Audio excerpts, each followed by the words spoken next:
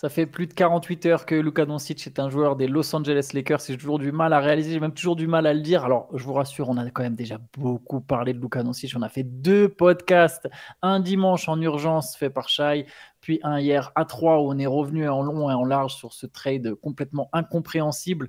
Mais promis, aujourd'hui, on va reparler des matchs de basket parce que oui, ça joue en attendant. Shai, il y avait pas mal de matchs d'ailleurs la nuit dernière. On peut peut-être commencer par la grosse perf de Jalen Brunson et la victoire des Knicks contre les Rockets, 124-118. Gros quatrième carton de New York, 46-29. Gros quatrième carton évidemment de Jalen Brunson. Je crois qu'il met 17 points dans le quatrième carton, quelque chose comme ça. Et 42 au total avec 10 passes décisives. Et belle victoire des Knicks qui, sans faire trop de bruit, ça fait bien longtemps qu'on ne parle plus vraiment d'eux, sont quand même solidement accrochés à la 3e place de la conférence Est. Ouais, parce qu'ils sont dans une zone un peu intermédiaire. Derrière, ça pousse pas plus que ça. Devant, c'est un peu loin quand même. Cleveland et Boston ont l'air d'être un peu supérieurs. Mais tu as raison, les Knicks, les Knicks sont pas mal et ils font un bon match. Les Rockets auraient peut-être dû le prendre celui-là quand même. Ils avaient 11 points d'avance dans le 3e. La fin de match s'est pas bien passée. Tu l'as dit, Brunson et le reste des Knicks ont bien réagi et ont permis à New York de prendre les devants. Houston est dans une période de creux. Là, je bifurque direct vers les Rockets parce que tu sais que c'est une équipe que j'aime bien suivre. À part Amen Thompson qui a encore été phénoménal, triple-double, 25 une action, 11 25 avec 11 les 11 interceptions. avec des interceptions. Il fait vraiment une saison magnifique. Il y a ce drive et ce dunk qu'il met sur Achiuwa qui est magnifique. Je vous conseille d'aller regarder si vous ne l'avez pas vu. Mais les Rockets sont sur 3 défaites de suite. Et là, c'était un match qui me semblait prenable vu qu'ils avaient un peu d'avance en deuxième mi-temps. Et ils n'ont pas très bien terminé. Il manquait Şengün et Fred VanVleet quand même, ce qui est parce que c'est important. Ils ont perdu la 2e place d'ailleurs, les Rockets. Allez, petite question. Jalen Green et Amen Thompson contre Luka Doncic. J'adore Amen Thompson, mais je le fais quand même, quoi. Ah oui, quand même. Oui, allez, non, je blague. Et 22 points de Michael Bridges, 22 points. Tu veux me réénerver un peu, c'est ça? Parce que je suis toujours malade et je suis toujours vénère contre les Mavs. Hein. Non, mais effectivement, je risque de t'en lâcher quelques-unes comme ça. Les Grizzlies ont pris du coup la 2e place de la conférence Ouest. Victoire de Memphis contre San Antonio, 128-109. Avec encore une fois un bon Jaren Jackson Jr. Il a mis 31 points. Il y a eu 25 points, 11 passes aussi de Ja Morant qui revenait. Et il y a Gigi Jackson, mine de rien, lui pareil. Retour de Gigi Jackson, tu sais, depuis quelques matchs maintenant. On n'en parle même pas, mais ça fait un joueur de sur le banc des Grizzlies. Il a mis 27 points. Ça tourne bien du côté de Memphis. Je ne sais plus exactement à combien de victoires de suite ils sont, mais ça tourne très bien. En face, il y a eu 27 points, 10 rebonds, 5 passes, 2 interceptions et 2 contres de Victor Wembanyama.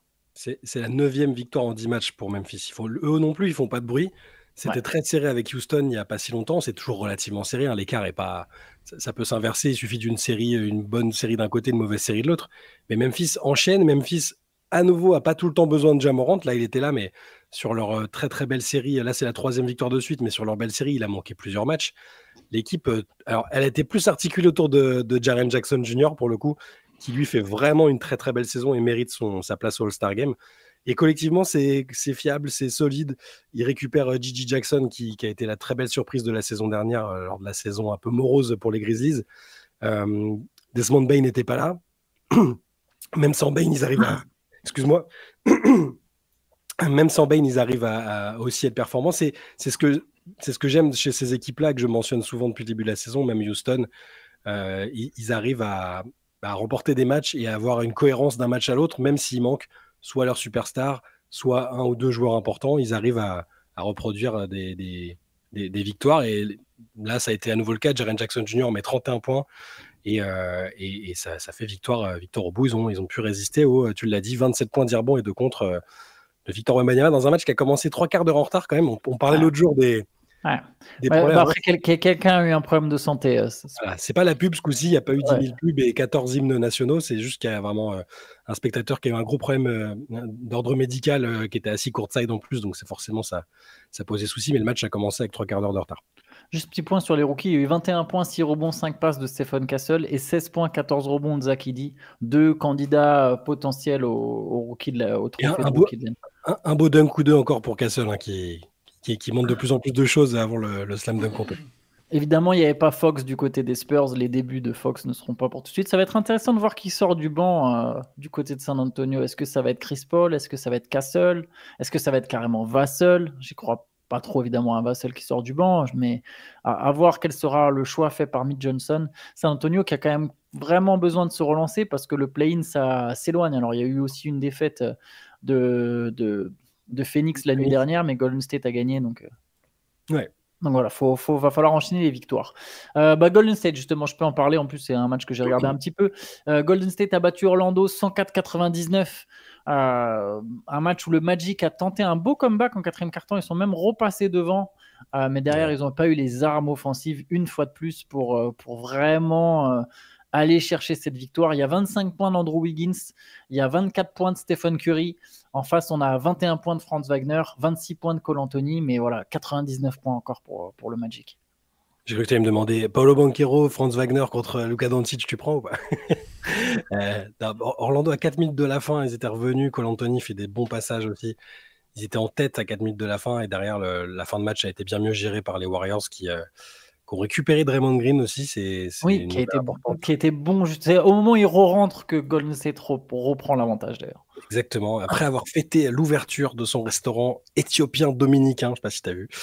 Et il a profité pour faire du business pendant éthiopien-dominicain. Tu sais, c'est des trucs fusion un peu. Moi, à côté de chez moi, j'ai un péruvien-japonais. Bah, là, il y a éthiopien-dominicain. À San Francisco, il doit y avoir de tout, de toute façon. À Strasbourg, il y avait un Indien. Attends, il y avait c'est très important, plus important qu'un match. À Strasbourg, il y avait une pizzeria, donc italien-indien. Ah ouais, Là, c'est des nano-fromages avec des trucs de pizza aux anchois ou je sais pas. Bref, c'est terrible la cuisine fusion là. On peut interdire ça? Il paraît que la cuisine éthiopienne c'est très bon. La cuisine dominicaine, j'ai pas goûté, mais j'imagine que c'est un peu sympa aussi, tu vois. Ça m'évoque des trucs cool. Donc Draymond Green a peut-être une très bonne idée. Hein. En tout cas, sur le terrain, il a été très bon pour son retour et les Warriors ont beaucoup mieux géré la fin de match avec notamment Curry sur la ligne et Wiggins qui a été assez efficace. Moses Moody aussi 17 points en sortie de banc. Bon, le Magic, c'est toujours les mêmes problèmes, quoi. Manque d'adresse à 3 points, manque d'adresse tout court, manque de puissance offensive. Ça pose problème parce qu'au final, la belle saison d'Orlando et là, c'est difficile d'envisager autre chose que le play-in pour Orlando et donc d'envisager autre chose qu'une potentielle sortie au premier tour des playoffs. Après, ça, à l'Est, on ne sait jamais, tu vois, selon contre qui tu joues, mais il reste encore du temps, évidemment, et puis surtout, il y a une trade deadline qui approche, donc on va savoir si Orlando sera actif. Ils vont peut-être bouger. Pour faire venir un talent offensif. Mais effectivement, pour l'instant, c'est un peu décevant. Enfin, un peu décevant. Ils étaient en avance sur le programme, et là, je trouve que c'est un peu décevant. Si, c'est un peu décevant parce on avait l'impression que même avec les blessures, ça tenait le coup. Et là, même avec le retour des blessés, ça marche plus. La 4 défaites de suite et ils prennent du retard. Donc moi, je ne serais pas étonné qu'ils bougent à la deadline, ce qui était sans doute pas prévu. Ils avaient une idée en tête, ils voulaient s'y tenir avec cet effectif-là, mais au bout d'un moment, trop de blessures. Sauf s'ils sont prêts à patienter une saison et à accepter un petit recul sur une saison. Pas impossible. Parfois, c'est bien aussi d'être patient, mais c'est pas le fort de tous les GM. Quoi. Allez, les Hawks ont battu les Pistons 132-130 avec un panier pour la gagne de André Young. De Trae Young. Il y aura bien un mec qui va Trae Young dans quelques années, t'inquiète pas. Ouais, ça c'est sûr. Ça existe sans doute déjà en NFL ou quelque chose comme ça.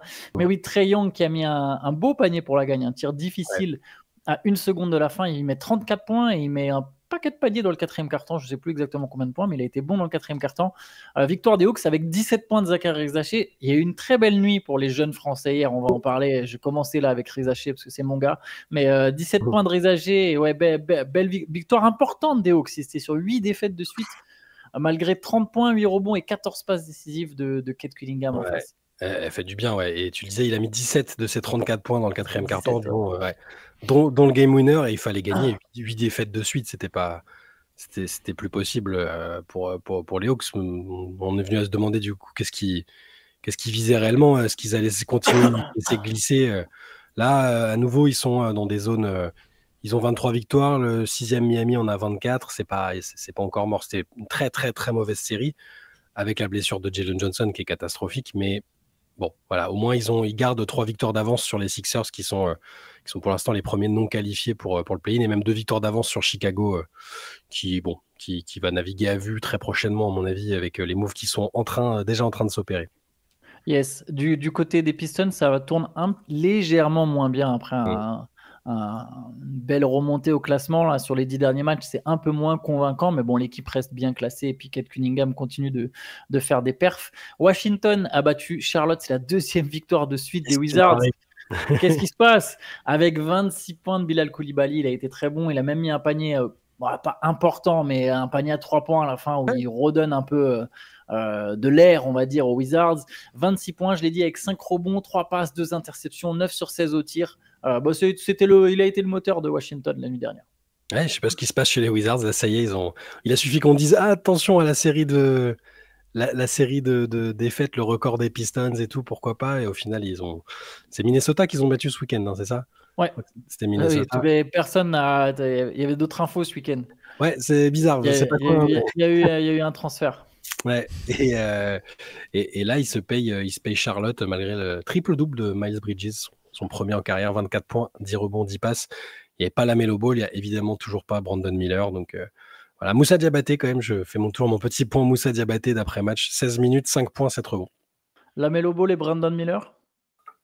Ah bah ouais, tous les jours, pareil. Autant Banquero, je lui fais un câlin, je lui dis merci, tu vois.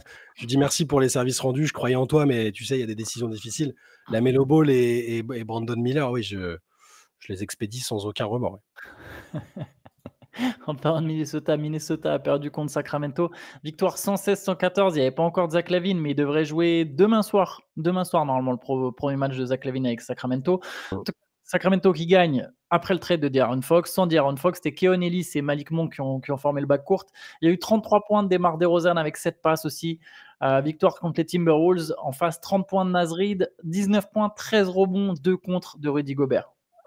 Ouais, donc je parlais des jeunes Français qui avaient performé. Rudy a aussi plutôt fait un bon match malgré ce résultat contrariant, et les Kings ont un peu enfoncé les Timberwolves, que là tu perds contre Washington, tu perds contre une équipe qui vient de perdre j'allais dire franchise player, c'est peut-être pas le bon terme, mais un de ses joueurs majeurs. Un de ses joueurs majeurs, ouais. Ouais. Et il y a eu des allers-retours dans le 4e. Minnesota est repassé devant. Et ils ont plié. Très très bonne fin de match de Malik Monk, qui va être sans doute. C'était déjà pas le grand gagnant, mais cette saison il était vraiment très en vue. Pour beaucoup, il est plus playmaker. C'est un peu le meneur de facto pour le moment. Et sur la fin de match, il a été très bon. Il met 4 lancers francs dans les 17 dernières secondes. Et DeMar DeRozan aussi, qui va bientôt retrouver son camarade de Chicago, LaVine, qui a mis 33 points. Mais du côté des Kings, c'est vrai que les perfs de Malik Monk ont très certainement quand même aidé à faire ce trade de De'Aaron Fox. Malik Monk, à un moment, ils ont quand même senti qu'il était trop fort pour sortir du banc et qu'il fallait carrément le mettre dans le 5 et mettre ensemble les 5 meilleurs joueurs de Sacramento.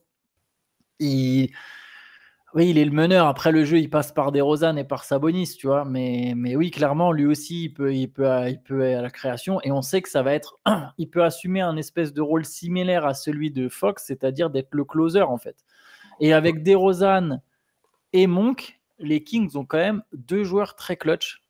C'est-à-dire que tu peux faire tourner le jeu autour de Sabonis et de LaVine pendant une grande partie du match, et ensuite se reposer éventuellement sur DeRozan et Monk. Ouais. En fin de match. OKC a écrasé Milwaukee 125-96. Alors c'était une équipe J-League de Milwaukee, hein.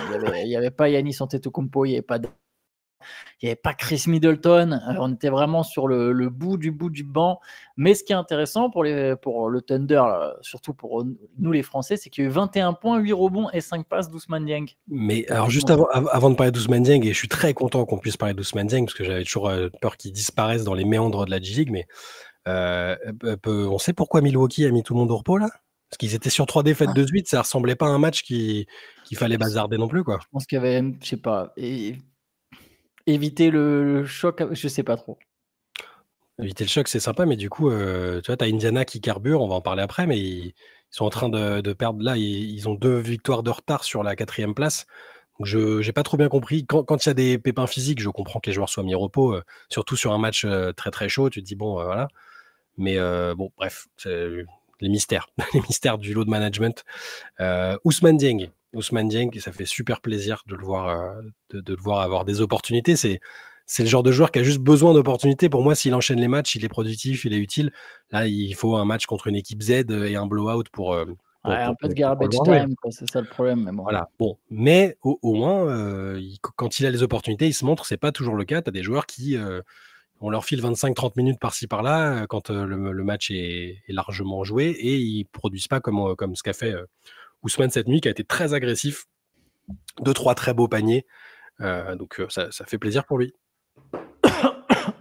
Ce serait bien que lui puisse trouver éventuellement un point de chute. Mais bon, j'ai pas l'impression que OKC ait abandonné le projet. On l'oublie des fois d'ailleurs, mais OKC a toujours pas fait jouer son rookie. Tu sais, il est blessé, c'est Obi Toppin. Obi Toppin. Qu'est-ce que mais je suis à l'ouest. Nicolas Topic, pardon. Tu vois, qui était longtemps annoncé dans le top 5 avant que ses éventuels problèmes de santé fassent baisser sa cote. Et OKC l'a drafté en 12 ou 13, je sais plus. Ça va être un joueur intéressant à suivre quand lui il va revenir. Tu c'est vois. pour toute la saison, de toute façon. Il jouera pas cette saison. Mais tu vois, donc je pense qu'il va reprendre, je sais pas, soit avec la Summer League, soit peut-être avec l'Euro s'il est pris par la Serbie. Mais c'est un joueur. Alors, ce qui est dur, c'est qu'OKC sera tellement en mode titre, tu sais pas toujours est-ce qu'ils auront le temps de le développer, mais ça peut être, il y a encore cette carte de se dire quelque part un jour, le backcourt du Thunder, à un moment, ça peut être Topic chez Gilgeous-Alexander, quoi. C'est très encourageant. Ou un 6e homme créateur. Alors, c'était pas un gros shooter, mais c'était un mec polyvalent, grand pour sa taille. C'est encore une arme qui est quelque part pour le Thunder, qui a 1 million de pics. Franchement, il faut que le Thunder, je sais pas ce que tu en penses, mais là, je suis le Thunder, vraiment, je vais chercher Cam Johnson. Oui, bah, c'est peut-être ce qu'ils vont faire. Hein. C'est la seule équipe qui sera prête à lâcher des pics, en fait, pour Johnson. Parmi les contenders, ouais, c'est possible. Mais bon, c'est là que tu parlais de Topic, tu parles des pics qu'ils ont. On parle de la meilleure équipe de la ligue. Au bilan, ils sont devant les Cavs, on est d'accord? Ils ont un meilleur bilan que les Cavs. Je crois que 39-9, ils doivent être. Non, les Cavs sont à 49. Ils ont joué un match de plus, quoi. Mais c'est pareil, ils sont tous les deux à 80% de victoire. Tu as la meilleure équipe de l'Ouest, mais tu as quand même plus d'assets que des équipes qui sont en reconstruction. C'est un GM qui travaille bien. Tu as une équipe de G-League où tu as des joueurs qui se développent aussi. Voilà, c'est une équipe qui travaille bien. C'est le contre-exemple d'autres équipes qu'on a évoquées il n'y a pas très longtemps. Voilà. Et malgré ça, tu vois, le Thunder a toujours pas eu de titre. Alors que les Lakers, ils ont pu récupérer Luka Doncic. Et ils font de la merde pendant 20 ans. Et ils récupèrent Luka Doncic. Je vais te dire un truc que j'ai dit en off à Théo. Pardon, tu sais, tu connais les joueurs contre qui ont été échangés Will Chamberlain quand il arrive aux Lakers? De tête, pas du tout, non. T'inquiète, personne ne les connaît. Que des mecs inconnus. Tu sais contre qui Karim Abdul-Jabbar il a été échangé quand il est envoyé aux Lakers? Je l'ai su, mais tu vas me dire que c'est des gens pas du tout connus. T'inquiète, personne ne les connaît, c'est que des joueurs pas connus. Les mecs, ils ont eu Will Chamberlain contre rien, Karim Abdul-Jabbar contre rien, et là, Luka Doncic contre Anthony Davis, c'est pas rien évidemment, mais... On parlera de la théorie du complot après, t'inquiète pas. Oui, on y reviendra. Allez, j'enchaîne. En fait, t'étais tellement chaud dans le podcast d'hier que moi, j'ai pas pu encore déverser tout. C'est vrai, je suis désolé, j'ai monopolisé, je t'ai volé ta lumière. Voilà. Non, pas du tout. Alors là, je suis très content de te voir déchaîner. Les Nuggets ont battu les Pelicans 125-113 avec un nouveau triple-double. Quelle surprise de Nikola Jokic. 27 points à 9 sur 13 au tir, 14 rebonds, 10 passes et 36 points de Michael Porter Jr. Belle victoire des Nuggets. Il y a quand même le deuxième match de suite à 40 points au plus pour Trey Murphy en face des Pelicans. Il a mis 39 des 85 premiers points des Pelicans. Tu te rappelles en début de saison, avant que ce soit la déliquescence totale, j'ai dit Murphy, pour moi, c'est un mec qui peut mettre 50 points sans problème dans un match NBA. Et je trouve que c'est un atout formidable. Et si l'équipe, elle tournait bien, on ne serait pas des performances isolées comme ça. C'est un super joueur, Murphy. Je ne sais pas s'il restera aux Pelicans, si c'est un des joueurs d'avenir de la franchise, mais c'est un super joueur, franchement. Et dans ce match, tu parlais de Michael Porter Jr. Il y a eu quelques rumeurs, forcément. On a commencé à évoquer tout et n'importe quoi. À partir du moment où Doncic est tradé, tu peux te dire est-ce qu'il ne va pas y avoir un jeu de domino? Est-ce que les Nuggets, ils veulent quelque chose? Michael Malone, il a dit non, Porter Jr. ne sera pas tradé. priori, ils sont raccord avec le GM, avec Calvin Booth. Il fait une Porter super Junior saison. Porter Junior n'ira nulle part. Là, il sort son record de saison, cette saison avec 36 points. Je pense que les Nuggets sont prévus de rester comme ça. Ouais, la seule mauvaise nouvelle du côté des Nuggets, c'est qu'il y a une blessure de Russell Westbrook qui, pour le coup, sera indisponible pour l'instant pour une durée indéterminée. Bon, Denver a pas mal rebougé son 5 ces derniers temps. Il y a eu un moment, Christian Brown qui est sorti du banc, puis il est revenu dans le 5. Je sais plus qui est sorti à sa place. Ou non, ouais, donc bref, il y avait Aaron Gordon, puis Christian Brown qui ont sorti du banc. Là, je pense qu'on va repartir sur le 5 classique et avoir au retour de Westbrook, mais c'est pas à exclure qu'au final, Westbrook sorte du banc quand ils reviennent et que peut-être Michael Malone s'arrange pour le faire jouer au maximum avec Jokic. Pour y avoir un deuxième 5, ça réglerait leurs problèmes, entre guillemets. Enfin, pas complètement en vrai, mais tu aurais le deuxième 5, ça serait Jokic Westbrook. Et la vraie difficulté, ça serait le moment où du coup, il y a Murray, Michael Porter Jr., Aaron Gordon qui ont été des 5 qui n'ont pas trop fonctionné. Mais s'ils arrivent à trouver un 5 sans Jokic qui fonctionne, les Nuggets, attention, il n'y a plus les Mavericks dans le paysage, no offense. Mais en tout cas, pour ce qui concerne vraiment le titre, bien sûr que Dallas va être fort. Donc, il peut y avoir une course entre KC et Denver assez intéressante. Attention, tu dis que les Mavs sont plus dans le paysage, tu vas te faire... en commentaire, il y a quand même beaucoup de gens qui disent que c'est très bien que le move win now avec Anthony Davis, qu'on manque de respect à Anthony Davis. On manque absolument pas de respect à Anthony Davis, mais... Regardez le pouce. Il fait une super saison avec les Lakers, mais non, ils sont moins forts qu'avant le trade. C'est bien tout. Sûr. Après, on verra qu'ils vont nous faire mentir, mais je les trouve en tout cas. Je vais pas être aussi affirmatif, mais je les trouve moins forts qu'avant le trade. C'est tout. Moi, je veux bien en parler une minute quand même. Rajouter par rapport à ce qu'on a dit hier. Moi aussi, je pense que les Mavericks, ils seront bons. Tu vois, bien sûr que les Mavericks, ils seront bons. Mais tu peux pas me dire qu'une équipe qui est allée en finale NBA l'an dernier, j'ai l'impression qu'on oublie. C'était il y a 8 mois. Ils sont allés en finale NBA. Donc, ils se séparent de leurs meilleurs joueurs et ils sont aujourd'hui en meilleure position pour gagner le titre qu'il y a 8 mois. Le meilleur joueur en question, qui supposément a des problèmes de conditions physiques, de poids et de blessures. Comme Shaq quand il gagne 3 titres. Supposément, c'est quand même lui qui a marqué le plus de points, qui a joué le plus de minutes, les machins. Enfin, il y a combien de temps là, donc en juin dernier. Donc c'est bon. Bref. Non mais Shaq, même chose, problème de poids et il est champion 3 fois de suite. Jokic, avant qu'il gagne, c'est toujours il a pas de conditions physiques, il est gros, blablabla. Et puis il gagne, d'un coup, non, en fait, il est gros, mais il a la condition physique. Tu vois, Michael Jordan, Théo le dira mieux que moi. Michael Jordan, avant qu'il gagne, non, mais on peut pas gagner avec un arrière, c'est un soliste, c'est un scoreur, ça marche pas. Et puis il gagne, et puis tout change, tu vois. LeBron James, il a pas de tir, ça marchera pas, ça gagnera pas, puis il gagne, tu vois. C'est toujours comme ça. Et les Mavs, bien sûr que les Mavs sont forts, bien sûr qu'Anthony Davis est fort, mais c'est une équipe où il va y avoir plus de spacing, où il y a un seul créateur, c'est Kyrie Irving, c'est le seul créateur. On est à l'époque où toutes les équipes cherchent à avoir le plus de playmakers possible. Les Mavericks, ils en ont qu'un. Leur deuxième meilleur playmaker, c'est Spencer Dinwiddie. Kyrie Irving, en premier créateur, c'est jamais allé loin en playoff. Jamais, voire même, est-ce que c'est aller en playoff? C'est aller en playoff avec Boston et il y a plusieurs autres talents autour. Sinon, c'est jamais aller en playoff en tant que premier créateur. Bien sûr, avec LeBron James, ça compte pas. Et Anthony Davis, que je trouve est un excellent joueur. Toutes les franchises où il est passé, il a voulu jouer 4. Avec tous les différents coachs qu'il a eu, il a insisté pour jouer 4. Il a joué 4 et au bout de 4 mois, c'était toujours la même histoire. Non, vas-y, joue 5, s'il te plaît. Tu es quand même beaucoup plus efficace et l'équipe, elle est plus efficace en 5. Là, à Dallas, il va jouer 4. Il a plus de tir. Il a plus de tir à mi-distance, plus de tir à 3 points. C'est un mec, il est très fort, mais il a besoin de quelqu'un pour lui créer son tir. Il n'y a que Kyrie Irving pour faire ça. PG Washington, il passe de 4 à 3. Non, je suis désolé, les Mavericks ne sont plus candidats au titre. Pardon, je répète qu'on n'a strictement aucune idée de comment Kyrie Irving vit ce qui vient de se passer. Il est magnifique depuis qu'il est à Dallas, il est irréprochable. J'ai beau avoir été très critique ou sceptique avec lui avant, il est irréprochable, mais c'était aussi parce que la co-star avec lui, c'était Luka Doncic. Là, moi, je veux bien savoir ce qu'il en pense et je veux bien savoir comment il se sent après ça, si tu veux. C'est quand même pas... c'est pas anodin quand même ce qui s'est passé et Irving a déjà montré que parfois c'était difficile pour lui d'être épanoui dans tous les types de vestiaires, dans tous les types de groupes. Je veux bien savoir comment il se passe. Moi, je veux bien une réaction de lui et ça compte aussi sur le terrain après, quand même. Ouais.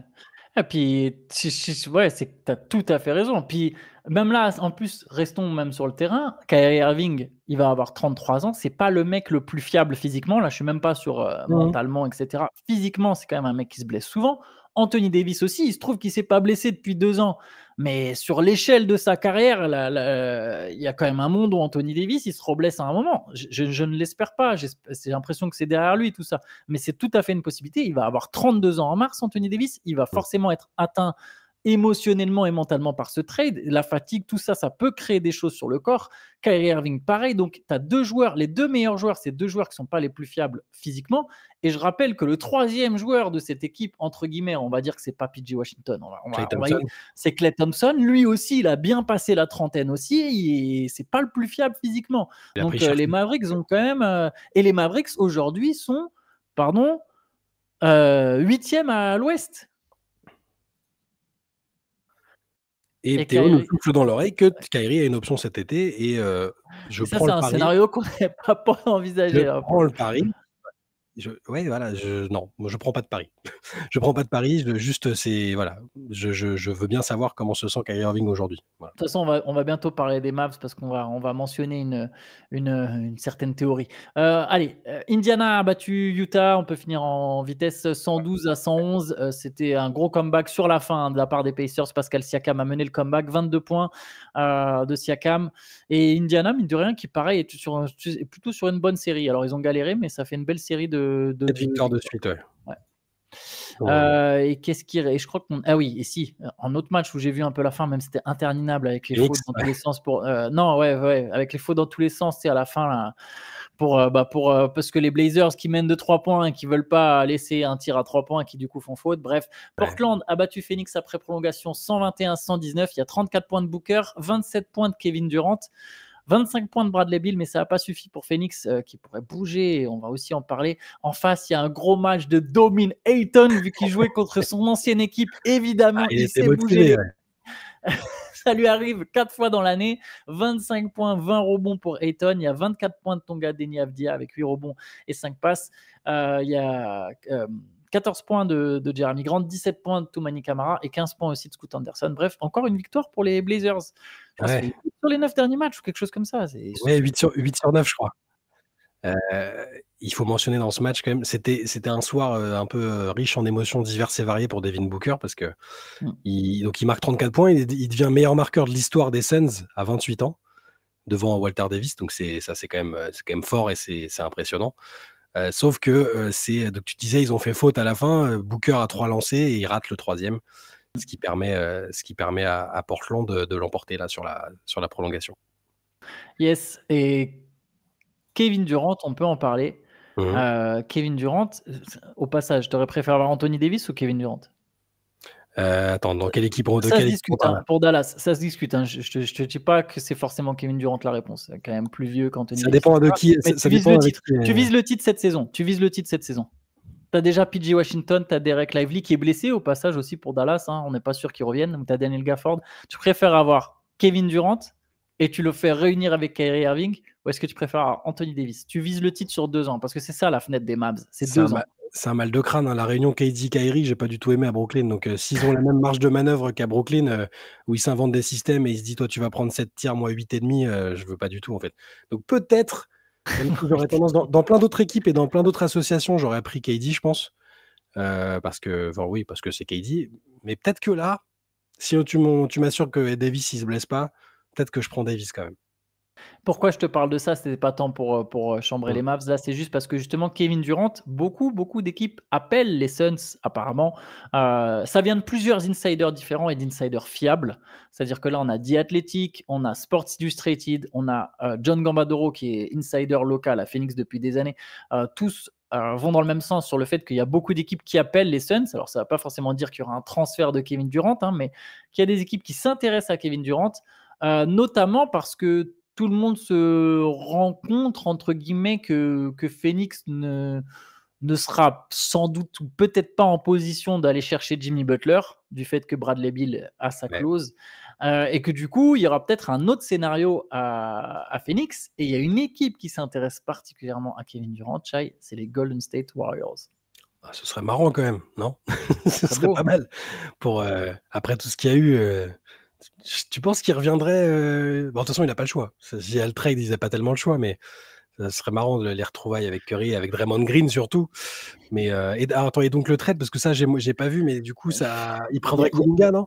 Ouais, alors les Suns s'intéressent à Wiggins? Kuminga. En fait, c'est un peu comme pour Butler. Il est à 50 millions l'année, donc tu es obligé de lâcher un tiers ou un quart de Mmh, ton effectif. C'est-à-dire ouais. que tu cèdes Wiggins sans doute, mais Wiggins et Kuminga en plus, c'est un peu dur de la part de Golden State. Je pense qu'ils le font peut-être quand même. Mais ouais, Wiggins, Kuminga, peut-être deux autres gars, tu vois, mais genre des joueurs un peu moins importants, Kyle Anderson. Et là, tu finis par atteindre l'équilibre des salaires. Tu es obligé d'envoyer exactement ce que tu. Ce serait sans doute un trade à 3, mais je ne pense pas qu'il y aura forcément ce trade. Mais je trouverais ça, moi aussi, assez beau dans le sens où Kevin Durant, ça lui ouvrirait la porte peut-être à avoir son maillot retiré à Golden State s'il fait 2-3 saisons, tu sais, aux Warriors avec Curry où ils finissent ensemble. Il y a la paix avec Draymond, tu vois, c'est Je un peu pense qu'il l'aura quand symbolique. même. Franchement, je pense que même là, il l'aurait, 2 fois Tu MVP crois? des finales, ouais, je pense. Il a Je fait sais que 3 saisons, il est pas quoi. resté longtemps, hein, mais c'est Ouais. pareil, tu penses que Kawhi, il a le maillot retiré à Toronto ou pas? Non, bah non. Ah ouais? Ah, je sais Non, pas, je pense pas. hein. Je me méfie, hein. Ce Je serait pense. Ils ont galéré à retirer celui de Vince Carter. Il a fallu que ouais, les mais Nets leur forcent la main. pour des raisons qu'on connaît, ils étaient brouillés. Le départ de Carter à New Jersey, à l'époque, aujourd'hui, Ouais. ça aurait été, la guerre mondiale sur les réseaux tellement il a mis le bazar quand il est parti, Mais hein. c'était pas aussi choquant que le transfert de Luka Doncic. Mais, Mais par mais contre, là, à la place des Warriors, tu fais KD contre Wiggins, Kuminga et je sais pas. moi, Je sais pas. je pense Honnêtement, que je je le suis fais. pas Je sûr. pense que c'est pour ça que je dis, je prends KD, mais je pense qu'il est encore, Enfin, si capable. Mais c'est peut-être parce oui, que là, si c'est je le faisais pour les Warriors. Butler, je le faisais pour Durant, pardon, c'est vrai. Au Mmh. final, j'étais partant pour le faire pour Butler. Bien sûr, je le fais Ouais. pour Durant. Il y a d'ailleurs un truc sur Golden State. Apparemment, les Warriors, et pour moi, ça a énormément de sens, malgré ce qu'on dit Curry, Green, tout ça. Pour moi, c'est Mmh. du vent. Les Warriors seraient actifs sur tous les All-Stars Ouais. potentiellement disponibles. Tous. Ouais, ils ont Pareil, raison ça maintenant, vient hein. de Windhorst et de sources fiables. Ils sont déterminés à trouver un deuxième All-Star à mettre à côté de Stephen Curry. Enfin, ils sont en mode, allez, vas-y, il faut arrêter la reconstruction avec Kuminga, là, c'est de la blague. Kuminga, il ne va pas porter le projet futur de la franchise à l'avenir. Donc, au pire, ils auront. Je sais, c'est un peu moche à dire parce que c'est pas le genre de plan qu'on encourage pour toutes les franchises. Généralement, on leur propose plutôt d'être intelligente. Mais moi, je suis les Warriors, je suis d'avis de me dire, bah, au pire, on aura 5 années dégueulasses une fois que Curry sera parti, mais viens, on essaye le tout pour le tout. Tu vois, tu sais jamais. Pareil, Dallas, c'est plus dans la course. Tu vois, Après, ils sont loin, les Warriors, là, à l'heure actuelle. Mmh. Ouais. Ils sont à la lutte pour le play-in, quoi. Ils sont 11e. 11e avec bon, bilan égal Même avec bilan les que les Suns et Knicks. les Kings, pas très loin des Mavs et des Wolves. Ça peut mais je comprends la réflexion, qu'ils ont, hein, même si Curry et Green disent: «Non, non, on veut pas hypothéquer l'avenir de la franchise» et je pense qu'ils Mais rêvent je quand même pense de pas que ça finir bien. soit ça vrai, en fait, ce qu'ils disent. Mmh. Ouais, On ne sait pas ce que ça veut dire, tu vois, hypothéquer l'avenir de la franchise, en fait. Tu vois, ça veut dire, trader Kuminga, les quelques jeunes joueurs qu'il y a et 5 picks, quoi. tu crois vraiment. Déjà, je pense que 5 picks, je crois qu'ils peuvent pas le Non, faire, j'exagère, mais tu j'exagère. crois vraiment que Green et Curry, tu vas leur dire demain, au fait, Kevin Durant, il peut revenir, mais il faut lâcher Kuminga. Tu crois vraiment qu'il y en a un des deux qui dit non? Ouais, non. Enfin, je pense pas, moi. Après, voilà, je trompe peut-être. Allez, on a fait long. C'est vrai qu'on fait des podcasts un peu longs. Je suis désolé, mais là, il y a un dernier truc qu'on veut aborder. C'est pour nous. On n'est pas complotistes, vous le savez. Ouais. Généralement, au contraire, on essaye toujours d'être mesuré, de ne pas aller dans les trucs. Mais il y a une théorie du complot à laquelle on adhère complètement parce que c'est la seule qui peut expliquer le transfert de Luka Doncic. Et ça, je veux que tu nous en parles. Elle Euh, est Ça elle a concerne des casinos et Dallas. Oui, elle a été relayée un peu partout. Alors attention, quand on dit on y croit, c'est pas ça, mais c'est que Oui, façon de ce serait parler. une explication, extra sportive qui aurait du sens. Même là, j'aurais quand même pas compris et ce serait très moche si c'était la vraie version, mais il y en a qui y croient et en fait, il y a 2 théories du complot en une. Il y a et 2 qui se mélangent et que ça aurait été une forme d'accord, ou de bonne rencontre entre 2 théories du complot. C'est-à-dire que, la théorie classique, c'est que la NBA a besoin que les gros marchés soient en tête et donc les aide, généralement, que ce soit en truquant des loteries. Alors évidemment, zéro preuve, même moi, j'y crois pas spécialement, mais en truquant des loteries pour donner des meilleures chances à telle ou telle équipe, en facilitant l'avenue de certains joueurs dans certains marchés. Donc là, en gros, la NBA serait très contente que les Lakers aient leurs joueurs sur les 10 prochaines années, en l'occurrence Doncic, et donc n'aurait pas été contre ce qui s'est passé là avec Doncic, c'est-à-dire les nouveaux propriétaires de la franchise. Donc en 2023, la famille Adelson a racheté les parts majoritaires de Mark Cuban. La famille Adelson, c'est qui? C'est une famille qui possède des casinos, notamment à Las Vegas, qui est richissime. Hein. Le patriarche est décédé il y a quelques années, mais la famille est richissime. Contributrice majeure des campagnes de Donald Trump. C'est visiblement l'une des raisons derrière le rachat des Mavs, c'était dans l'idée d'essayer d'implanter un casino au Texas, qui est un marché un peu inexploré au niveau des casinos et des établissements de jeux et des paris et tout ça. Donc ça pouvait faciliter leur présence dans l'État du Texas, pouvait faciliter ça. Ils espéraient, notamment avec la victoire de Trump et même avant, avec certains pions placés dans l'État, réussir à assouplir les lois et à placer leur casino. Sauf que visiblement, la législation s'est durcie. Les Adelson se disent mince, en gros, qu'est-ce qu'on a fait comme connerie de s'installer là? C'est peut-être pas une très très bonne idée. Donc il y a deux options pour eux. C'est soit on pousse la NBA à nous accorder un déménagement vers Las Vegas pour retrouver l'endroit où ils ont la base de toutes leurs opérations. Ou alors, et donc pour ce faire, pour pousser la NBA à un déménagement, il faut que la franchise soit délaissée par ses fans, plus du tout bankable. Ah ouais. Évidemment pas qu'il y ait l'un des meilleurs joueurs de sa génération là-bas et que les résultats sportifs soient bons. On voit qu'au niveau de la fanbase, ça a déjà eu un effet parce que tu vois les Moins mecs, 700 000. voilà, au niveau des abonnés sur les réseaux, de gens qui disent plus jamais vous me verrez au match. Enfin, les gens se sentent trahis, donc là-dessus ça a fonctionné, si toutefois cette théorie est vraie. Donc il y a ça, ou alors ils menacent justement de vendre les Mavs, ou de les faire déménager aux autorités locales si elles refusent d'assouplir la loi sur les établissements de jeux et de paris, donc les casinos.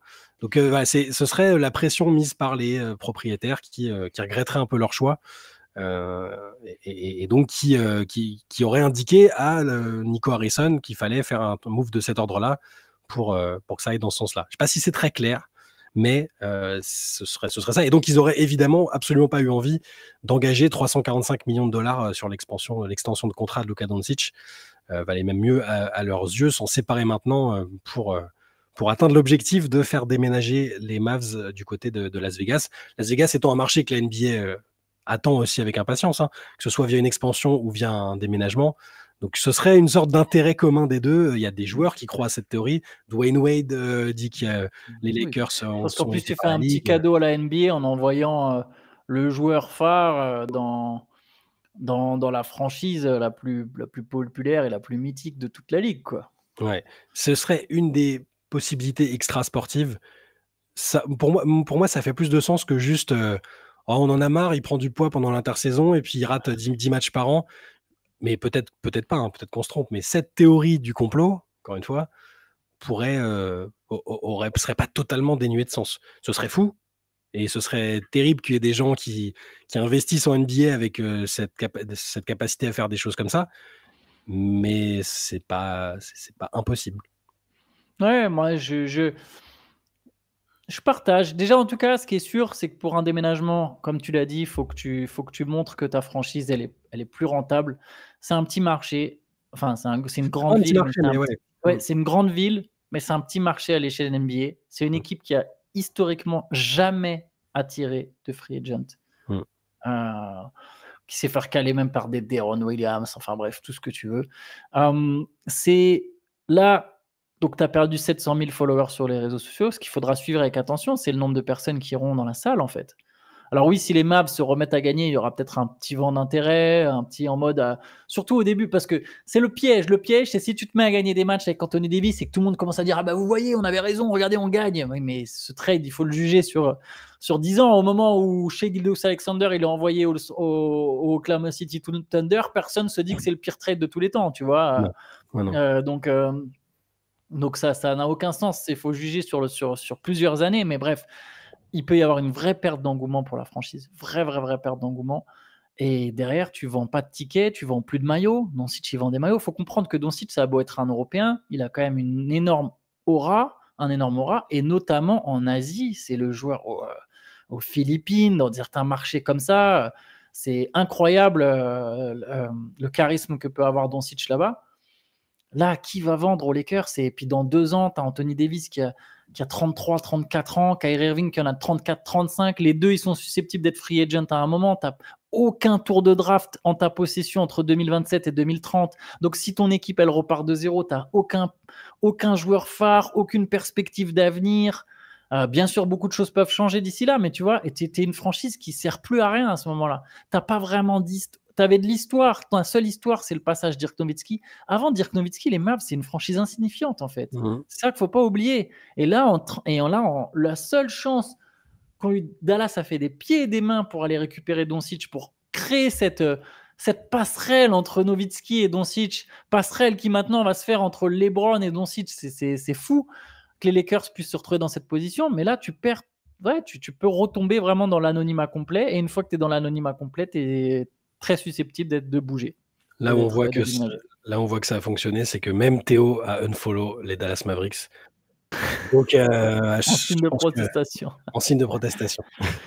Yes. Bon, allez, on va s'arrêter là-dessus. On parle beaucoup de ce sujet-là.